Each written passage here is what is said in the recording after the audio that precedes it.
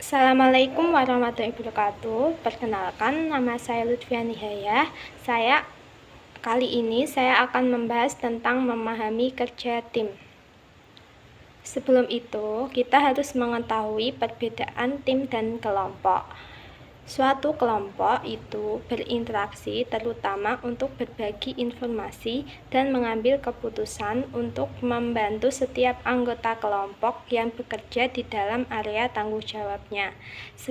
Sedangkan tim itu bagian kelompok yang memiliki upaya individu yang menghasilkan kinerja yang lebih besar daripada input individu. Nah, ada beberapa tipe tim. Yang pertama, tipe pemecahan masalah, yaitu terdiri dari 5-12 karyawan dari departemen yang sama, bertemu selama beberapa jam setiap minggu untuk membahas cara-cara untuk meningkatkan kualitas, efisiensi, dan lingkungan kerja. Yang kedua adalah tim kerja dikelola sendiri, yaitu kelompok yang terdiri dari 10-15 orang yang memerlukan tanggung jawab superior mereka sebelumnya. Yang ketiga, tim fungsional silang. Nah, para karyawan dari level hierarki yang sama, tetapi dari area kerja yang berbeda itu datang bersama-sama untuk menyelesaikan suatu tugas. Yang keempat adalah tim virtual, yaitu tim yang menggunakan teknologi komputer untuk mengikat bersama-sama secara fisik yang para anggotanya tersebar agar mencapai tujuan umum. Yang terakhir adalah sistem multi-tim, yaitu suatu pengumpulan 2 atau lebih tim yang saling bergantung dan berbagi tujuan dari atasan. Tim ini terdiri atas banyak tim. Selanjutnya, menciptakan tim-tim yang efektif. Nah, dalam mempertimbangkan model efektivitas tim itu harus ingat 2 poin. Yang pertama, tim berbeda dalam bentuk dan struktur, dan kerja tim itu lebih disukai daripada kerja secara individu. Nah, ada 3 komponen utama dari tim. Yang pertama, sumber daya dan pengaruh konseptual lainnya. Yang kedua, kompetisi dari tim. Yang ketiga, variabel proses, yaitu peristiwa di dalam tim yang mempengaruhi efektivitas. Selanjutnya, faktor yang menentukan apakah tim dapat berhasil atau tidak. Yang pertama, sumber daya yang memadai. Tim merupakan bagian dari sistem organisasi yang lebih luas. Setiap tim kerja bergantung pada sumber daya dari luar kelompok untuk mempertahankannya. Kelangkaan sumber daya secara langsung dapat menurunkan kemampuan tim untuk melaksanakan pekerjaan secara efektif dan mencapai tujuan. Selanjutnya, kepemimpinan dan struktur. Tim tidak dapat berfungsi jika mereka tidak dapat kesepakatan mengenai siapa yang akan melakukan apa dan memastikan semua anggota membagi beban kerja. Kesepakatan mengenai kerja tertentu dan bagaimana mereka menyesuaikan bersama-sama untuk mengintegrasikan keterampilan individu yang memerlukan kepemimpinan dan struktur, baik dari manajemen atau dari para anggota tim itu sendiri. Yang ketiga, iklim kepercayaan. Para anggota tim yang efektif harus saling mempercayai satu sama lain. Mereka juga memperlihatkan kepercayaan pada para pemimpin mereka. Kepercayaan antar anggota tim memfasilitasi kerjasama, menurunkan kebutuhan untuk memonitor perilaku satu sama lain, dan mengikat para anggota di sekeliling keyakinan bahwa orang lain dalam tim tidak akan mengambil keuntungan dari mereka. Yang terakhir adalah evaluasi kinerja dan sistem pemberian imbalan. Bagaimana para anggota tim menjadi tanggung jawab baik secara individu maupun secara bersama, yaitu dengan evaluasi atas kinerja individu dan insentif dapat mengganggu perkembangan tim yang memiliki kinerja tinggi. Selanjutnya, komposisi tim. Yang pertama, kemampuan dari para anggota. Bagian kinerja dari tim tergantung pada tingkat pengetahuan, keterampilan, dan kemampuan dari masing-masing anggota. Yang kedua, kepribadian para anggota. Kepribadian secara signifikan mempengaruhi perilaku karyawan secara individual.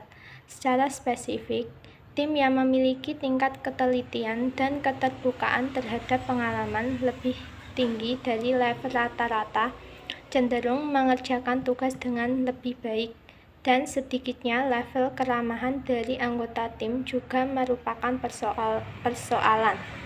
Tim-tim yang bekerja dengan buruk ketika mereka memiliki salah satu atau lebih para anggota yang sangat tidak menyenangkan. Selanjutnya, alokasi aturan. Tim memiliki kebutuhan yang berbeda-beda dan para anggotanya yang terpilih memastikan seluruh peranan yang bervariasi telah terpenuhi. Yang keempat, keragaman para anggota.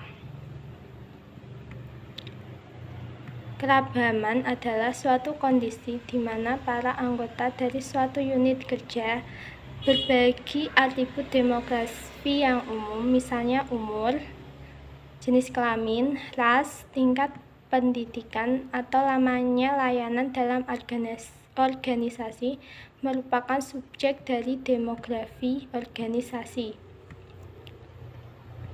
Selanjutnya adalah besaran tim.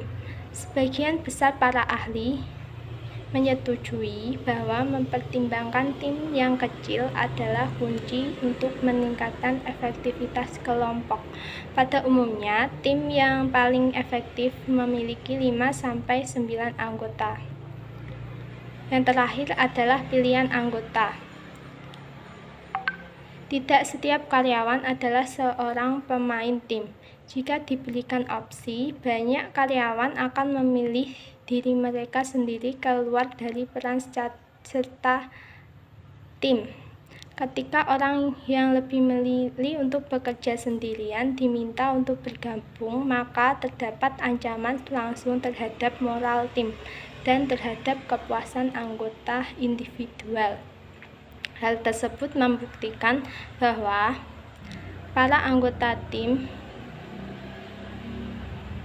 ketika memilih para anggota tim, para manajer itu harus mempertimbangkan pilihan individu yang sejalan dengan kemampuan, kepribadian, dan keterampilan mereka.